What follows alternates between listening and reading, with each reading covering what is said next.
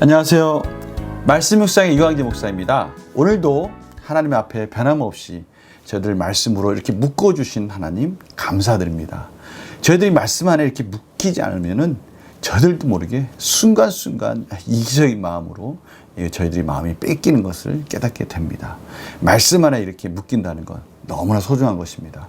오늘은 또 하나님께서 어떠한 귀중한 말씀으로 저희들을 묶어주시는지 깨닫게 해주시는지 기대하는 마음으로 같이 말씀을 나누도록 하겠습니다. 제가 기도하고 시작하겠습니다. 하나님 아버지 감사합니다. 오늘도 하나님께서 말씀 앞에 저희들을 부르시고 말씀으로 잡아주셔서 오늘 하루 말씀으로 승리하게 하시니 감사합니다. 성령님 조명하여 주셔서 말씀 안에서 하나님 원하시는 복된 삶을 살아가게 하여 주시옵소서. 감사드리며 예수님의 이름으로 기도드립니다. 아멘. 제가 마태복음 21장 18절에서 22절 말씀을 봉독해 드리도록 하겠습니다. 이른 아침에 성으로 들어오실 때에 시장하신지라 길가에서 한 무화과 나무를 보시고 그리로 가사 잎사귀밖에 아무것도 찾지 못하시고 나무에게 이르시되 이제부터 영원토록 내가 열매를 맺지 못하리라 하시니 무화과 나무가 곧 마른지라. 제자들이 보고 이상히 여겨 이르되 무화과 나무가 어찌하여 곧 말랐나이까. 예수께서 대답하여 이르시되 내가 진실로 너희에게 이르노니 만일 너희가 믿음이 있고 의심하지 아니하면 이 무화과 나무에게 된 이런 일만 할 뿐 아니라 이 산더러 들려 바다에 던져지라 하여도 될 것이요 너희가 기도할 때에 무엇인지 믿고 구하는 것은 다 받으리라 하시니라. 아멘. 오늘 본문을 보니까요, 예수님께서 지금 베다니에서 다시 예루살렘으로 가고 계시다는 것을 알 수가 있습니다. 근데 예루살렘을 가신 도중에 예수님께서 시장하셔서 이제 한 무화과 나무에게 다가가서 그것을 열매를 드시려고 합니다. 그런데 그 무화과 나무에 열매가 맺혀지지 않은 것을 보신 것이죠. 보통 이 무화과 나무가 열매를 맺을 때는 6월 달에서 첫 열매가 시작돼서요 8월, 10월까지 맺혀진다고 합니다.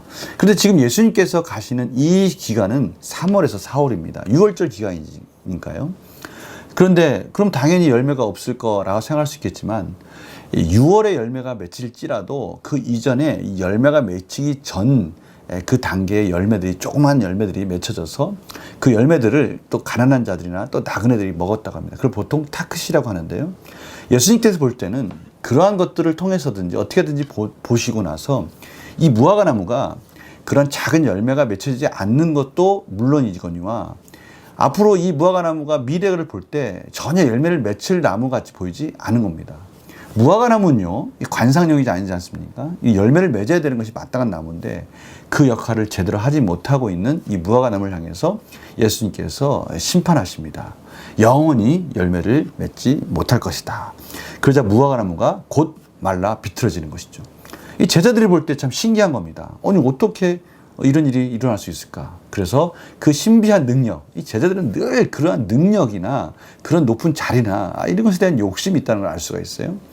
이것이 어떻게 가능합니까? 라고 주님께 물어봅니다. 주님께서 이렇게 말씀하십니다. 만일 너희가 믿음이 있고 의심하지 아니하면 이 무화과 나무가 된 이런 일만 할 뿐 아니라 이 산더러 들려 바다에 던져지다 해도 될 것이다. 지금 예수님께서 말씀하신 지금 이 장면 속에는 아마 감람산이 보일 겁니다. 그리고 사해가 보일 것이에요. 아마 그 당시에 그런 상황 속을 보시면서 이 유대인들이 항상 얘기할 때, 불가능한 얘기를 할 때 보통 산을 옮긴다고 하지 않습니까? 그런 것을 가능할 수 있다. 그것은 어떤 조건입니까? 그렇습니다. 믿음으로. 믿음은 항상 뭐와 연결되어 있습니까? 믿음은 하나님을 향한 기도와 연결되어 있죠. 믿음으로 기도할 때, 이 믿음으로 기도한다는 것은 또 무엇입니까? 믿음으로 하나님께 기도할 때 하나님이 그 일을 행하신다는 것이죠. 다시 말하면 이 모든 일들은 하나님만이 하실 수 있는 것이다. 하나님의 뜻 가운데 하나님 원하시는, 하나님 기뻐하시는 하나님을 향한 믿음의 기도가 바로 이런 일들을 할 수 있게 하는 것이다 라고 말씀해 주시는 것이죠. 그것이 바로 22절입니다.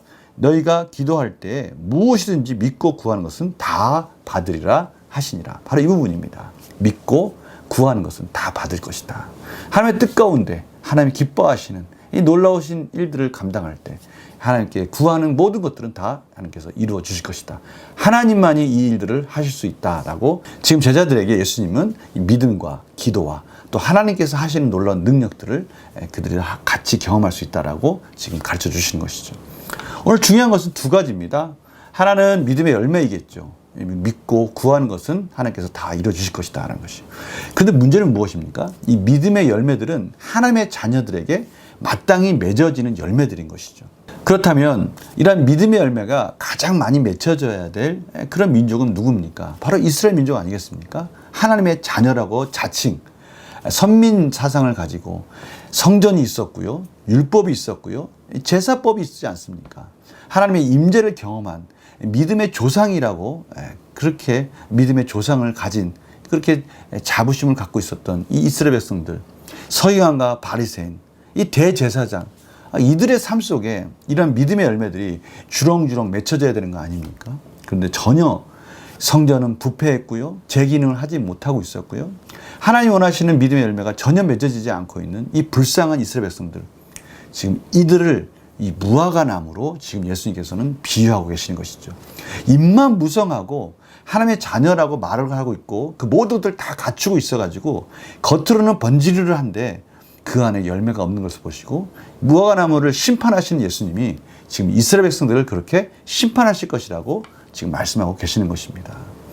믿음의 열매가 없는 이 무화과 나무처럼 입만 무성한 그 이스라엘 백성들을 향한 하나님의 심판의 메시지가 오늘 말씀 가운데는 같이 다 흐르고 있는 것이죠. 오늘 이 두 가지 메시지를 가지고 저희들 삶 속에 한번 돌아보는 그런 시간을 갖도록 하겠습니다. 문제를 풀어볼까요? 예수님께서 무화과 나무를 저주하신 이유는 무엇입니까? 열매가 없어서 저주하셨습니다. 다시 말하면 입만 무성하고 마땅히 맺어야 할 열매를 맺지 못했을 때 제구실을 하지 못하는 이 무화과 나무, 이것은 이스라엘 백성들을 바라보도록 하셨고요.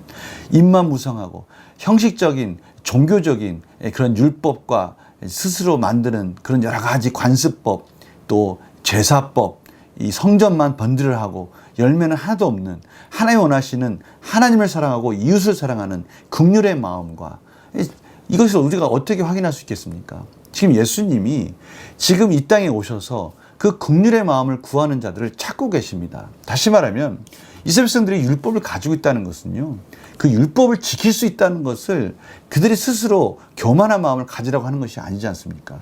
율법을 아무리 지키려고 해도 그것을 지킬 수가 없는 스스로 연약함 속에서 긍휼히 여기는 예수 그리스도를 바라보도록 율법을 주셨는데, 그들은 자신들이 율법을 가졌다, 율법을 지킬 수 있다라는 헛된 교만과 헛된 이기적인 욕망과 그들이 가지고 있는 기득권 때문에 예수님을 죽이려 하고 있지 않습니까? 이것만 봐도 지금 이들은 입만 무성하지 하나님 원하시는 이 믿음의 열매는 맺어지지 않고 있다는 것을 알 수 있습니다.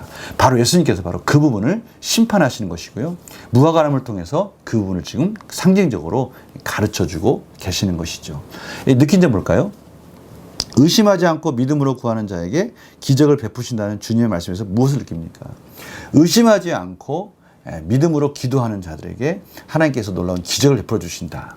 이것은 지금 하나님의 자녀라면, 이스라엘 백성이 정말 하나님의 자녀라면 믿음의 열매가 맺어지는 게 당연하다. 그런데 저희들 삶 속에서도 마찬가지로 하나님의 자녀라고 살면서 그 믿음의 열매를 맺어지지 않고 있다면 그것은 하나님의 기뻐하시는 삶이 아니라는 것을 지금 가르쳐 주시면서 지금 저희들에게 도전하고 있는 것입니다. 오늘 보십시오. 의심하지 않고 믿음으로 구하는 자에게 기적을 베풀어 주신다. 왜 의심하지 않습니까? 하나님의 말씀은 그 말씀대로 이루어진다라는 것을 믿고 나아갈 때 저희들은 의심할 수 없습니다. 말씀이 이루어진다라고 하나님께서는 약속하셨고, 저희들은 그 말씀을 붙들고 기도할 때 의심하지 않고 담대하게 예수님의 이름으로 기도할 수 있는 것입니다. 바로 저희들의 그러한 기도를 통해서 하나님은 믿음의 열매를 맺혀가도록 허락해 주시는 것이죠. 이것이 하나님의 자녀의 마땅한 삶 아니겠습니까? 지금 예수님은 바로 이스라엘 백성들에게 그것을 원했는데 이스라엘 백성들은 철저하게 그 부분에 대해서 실패한 것이고요, 그래서 마땅히 심판받을 것이라고 말씀하시는 것입니다. 지금 이 말씀을 동일하게 저희들에게도 하고 계십니다. 의심 없이 믿음으로 기도해서 믿음의 열매를 맺어가라 라고 말씀해 주신 거예요. 하나님은 저희들에게 말씀을 주셨어요. 그 말씀을 듣는 귀를 주셨어요. 말씀을 믿는 믿음을 주셨어요. 이제는 그 말씀을 믿고 기도하며 그 말씀이 하라는 대로 순종할 때 그 말씀이 약속하신 것을 받을 것을 기대하라고 지금 저들에게 가르쳐주고 계시는 것이에요. 이게 믿음의 기도 아니겠습니까? 그래서요, 결단과 적용은 이렇게 적용할 수가 있습니다. 의심하지 않고 주님께 간구해야 할 기도 제목이 있다면 무엇입니까? 저희들 삶 속에서요, 하나님께서 들려주시는 그 말씀이 어떤 말씀이 있습니까?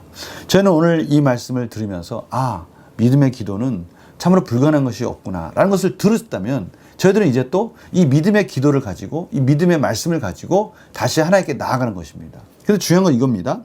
형식적인 신앙생활에서 벗어나 믿음의 열매를 맺기 위해 어떤 자세로 기도하겠습니까? 형식적인 신앙생활, 종교생활, 이것은 이기적인 생활을 말하는 겁니다. 하나님을 우상으로 섬기면서 내가 원하는 것만 하나님께 구하는 것, 이건 이기적이고 형식적인 종교생활인 것이죠. 정말 우리가 하나님의 자녀로서 하나님의 뜻 가운데 순종하며 하나님이 원하시는 삶을 산다는 것, 그것은 무엇입니까? 내 중심이 아니라 하나님 중심으로 하나님이 기뻐하시는 삶을 쫓아가며 하나님이 말씀하신 것을 저희들이 따라가며 그 안에서 믿음으로 기도하는 생활을 말하는 것입니다. 하나님 원하시는 뜻이 무엇일까? 나의 삶 속에서 정말 하나님이 지금 무엇을 하기 원하시는가?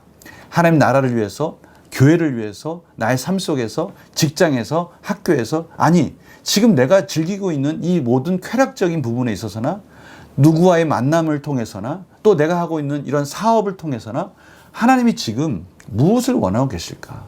말씀 가운데 말씀을 듣고 그 말씀을 따라가고자 하는 그들에게 하나님께서는 분명히 지혜를 주실 것입니다. 그리고 그 말씀대로 순종하며 나아갈 때, 힘들고 어려울 때, 그때 저희들은 말씀을 붙들고 믿음의 기도를 하는 겁니다. 하나님의 뜻 안에서 이렇게 살기 원합니다. 하나님의 뜻 안에서 이렇게 거룩하기를 원합니다. 진리로 저희를 거룩하게 하여 주시옵소서.